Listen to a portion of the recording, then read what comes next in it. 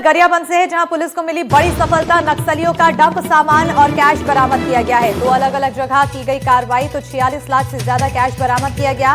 दूसरे डंप से भारी मात्रा में हथियार बरामद किया गया है। इस वक्त की बड़ी खबर गरियाबंद से दे रहे हैं। पुलिस को बड़ी सफलता हाथ लगी है। नक्सलियों का डंप सामान और कैश बरामद किया गया तो दो अलग अलग जगह ये कार्रवाई की गई है। 46 लाख से ज्यादा कैश बरामद किया गया है। दूसरे डंप से भारी मात्रा में हथियार बरामद किया गया।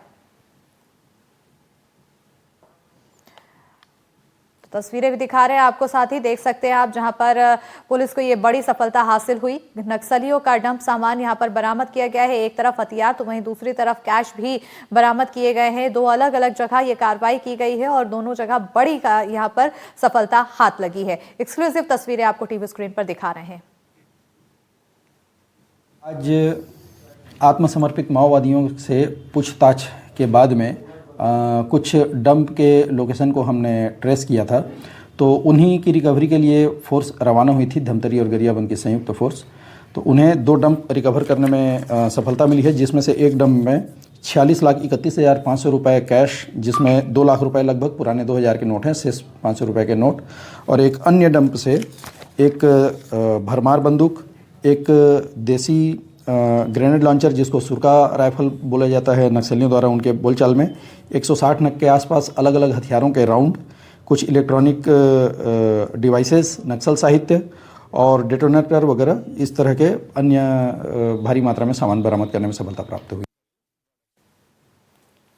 और इसी पर ज्यादा जानकारी के साथ सहयोगी हिमांशु फोन लाइन पर जुड़ चुके हैं। हिमांशु, एक बड़ी कामयाबी यहां पर नक्सलियों के खिलाफ मिली है। दो अलग अलग कार्रवाई और दोनों में ही बड़ी कामयाबी। जी देखिए, जिन नक्सलियों ने सरेंडर कर दिया है, जो सरेंडर करके अभी गरियाबंद में रह रहे हैं, उनसे लगातार पुलिस के द्वारा पूछताछ की जा रही है। इसी कड़ी में जो सरेंडर के नक्सली हैं, उनके द्वारा जानकारी मिली थी कि मैनपुर थाना के अंतर्गत जो बड़े डोगरा है, वहां पे सांप सिटी के जंगल में माओवादियों के द्वारा डंप बरामद किया गया। वहां पे 2 डंप अलग अलग मिले, जिसमें एक में सिर्फ कैश था जो लगभग 46,31,500 रुपए थे, जिसमें 2000 के भी 100 नोट पुराने मिले, बाकी 500 के नोट है, लगभग 44 लाख रुपए।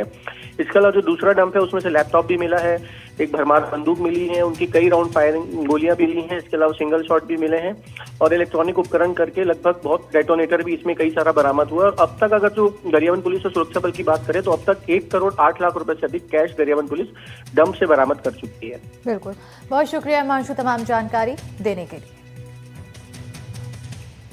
तो तस्वीरें आपको दिखा रहे हैं, लगातार देख सकते हैं, जहां एक तरफ कैश जो कि बरामद किया गया है, नक्सलियों की तरफ से ये कैश रखा गया था जिसे बरामद कर लिया गया है सुरक्षा बलों की तरफ से, और वहीं दूसरी तरफ ये डंप हथियार हैं जिसे बरामद किया गया। दो अलग अलग कार्रवाई यहां पर की गई है।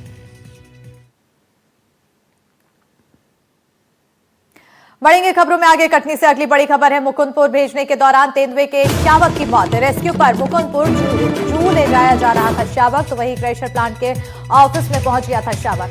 शावक में मिले थे निमोनिया के लक्षण। मामले की जांच में जुटी है टीम। बड़ी खबर दे रहे हैं आपको कटनी से। मुकुंदपुर भेजने के दौरान तेंदुए के शावक की मौत हुई है। रेस्क्यू कर मुकुंदपुर जू ले जाया जा रहा था शावक, तो वहीं क्रेशर प्लांट के ऑफिस में पहुंच गया था शावक, तो शावक में मिले थे निमोनिया के लक्षण। मामले की जांच में टीम जुटी हुई है।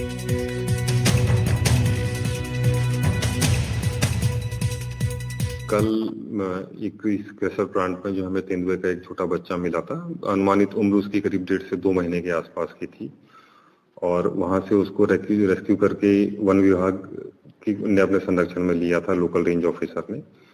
और पहला प्रयास ये था कि आसपास जो उसकी माँ है उसको ढूंढने का प्रयास किया गया, उसके कोई पद चिन्ह या किसी प्रकार का कोई साइन मिले ताकि उसको उसकी माँ के पास दोबारा से छोड़ा जा सके। बट काफी सर्च के उपरांत भी हमें कहीं पर भी उसकी माँ के कोई भी सुराग नहीं मिल पाए थे। तो देखिए, यहाँ पर बताया जा रहा है कि निमोनिया के लक्षण मिले थे और मुकुंदपुर भेजने के दौरान तेंदुए के शावक की मौत होने की जानकारी सामने आई है। लेकिन उससे पहले की ये तस्वीरें हैं। बताया जा रहा है कि तेंदुए में निमोनिया के लक्षण थे। रेस्क्यू कर जू ले जाया गया था शावक को। क्रेशर प्लांट के ऑफिस में ये शावक पहुंच गया था।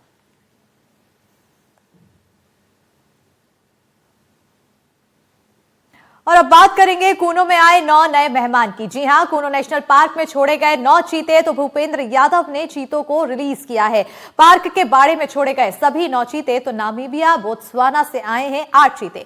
विशेष विमान से लाए गए हैं सभी चीते। भारत के चीते प्रोजेक्ट में एक बड़ी उपलब्धि फिर जुड़ गई है। हफ्ते भर बाद फिर देश में चीतों की संख्या में इजाफा हो गया है। एक बार फिर कूनो नेशनल पार्क के बाड़े में चीतों को रिलीज किया गया है। केंद्रीय पर्यावरण मंत्री भूपेंद्र यादव ने सभी 9 चीतों को बाड़े में छोड़ा है, जिसके बाद भारत में अब कुल चीतों की संख्या 48 हो गई है।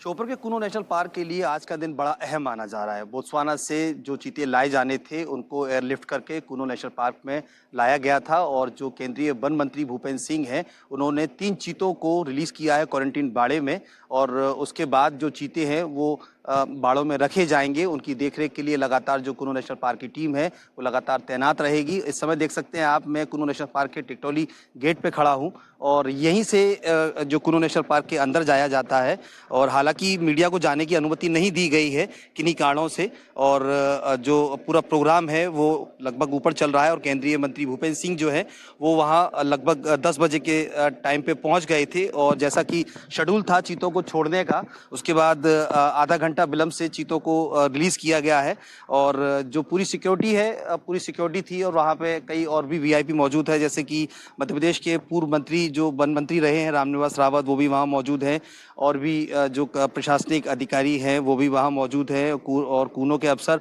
और ख़ास बात यह है कि एनटीसीए के अफसर भी इस कार्यक्रम के दौरान मौजूद रहे हैं और देख सकते हैं कि ये कूनो का वही गेट है जहाँ से अंदर की एंट्री होती है और हालांकि मीडिया को एंट्री नहीं दी गई है, क्या कारण रहे क्या नहीं रहे गए, लेकिन उसके बाद जो एक बार फिर कूनो नेशनल पार्क में जो कूनो नेशनल पार्क है, माफ़ कीजिए, वो गुलजार हो गया है। कूनो में जिस तरीके से बोत्सवाना के चीते आए हैं और उसके बाद माना जा रहा है कि इन चीतों के आने के बाद अब भारत में चीतों की संख्या जो है वो 48 पहुंच गई है। और सबसे बड़ी बात यह है कि जो चीता प्रोजेक्ट की शुरुआत प्रधानमंत्री नरेंद्र मोदी ने कूनो नेशनल पार्क के इसी जंगल से की थी। आज वही जो प्रोजेक्ट है 3 साल के बाद परवान चढ़ रहा है, सफलता की ओर बढ़ रहा है। ऐसे में जो पहला फेज शुरू हुआ था वो 17 सितंबर 2022 को प्रधानमंत्री ने 8 चीते जो है वो नामीबिया से लाके यहाँ छोड़े थे और उसके कुछ महीनों बाद 18 फरवरी 2023 को एक बार फिर चीतों की दूसरी खेप जो है वो साउथ अफ्रीका से 12 यहाँ पहुंची थी और अब जो तीसरा चरण है उस चरण के तहत कूनो नेशनल पार्क में बोत्सवाना के जो 9 चीते हैं, माफ़ कीजिए 9 चीते हैं वो लाए गए हैं और पहले की बोत्सवाना सरकार ने जो राष्ट्रपति हैं उनको दौरे के दौरान 8 चीते दिए थे और लेकिन अब जो सरकार ने बोत्सवाना की सरकार ने भारत सरकार को 9 चीते दिए हैं। तो कूनो जो है लगातार चीतों से गुलजार हो रहा है और साथ ही साथ जो कूनो में जो चीता प्रोजेक्ट चल रहा है उसके तहत जो भारत की भूमि पर विदेशी मेहमान चीते लाकर बसाए गए थे अब उनका वंश भी बढ़ रहा है। ऐसे में ये उम्मीद जताई जा रही है कि ये चीता प्रोजेक्ट लगातार बढ़ेगा और इसमें आने वाले समय में चीतों का कुनबा जो है और भी बढ़ेगा। अजय राठौर, एनडीटीवी, श्योपुर। और इसी के साथ इस बुलेटिन में फिलहाल इतना ही।